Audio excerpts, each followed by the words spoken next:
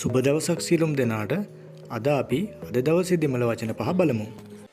මම නාන් මම නාන් මට එනක්කු මට එනක්කු මගේ එන්නුඩය මගේ එන්නුඩය මාව එන්නේ මාව එන්නේ මගෙන් ඉන්නාල් මගෙන් ඉන්නාල් මා සමග එන්නෝඩු මා සමග එන්නෝඩු අපි නාංගල් අපි නාංගල් අපිට එංගලුක්කු අපිට එංගලුක්කු අපේ එංගලුඩේය අපේ එංගලුඩය අපෙන් එංගලිල් අපෙන් එංගලිල් නුබ නීංගල්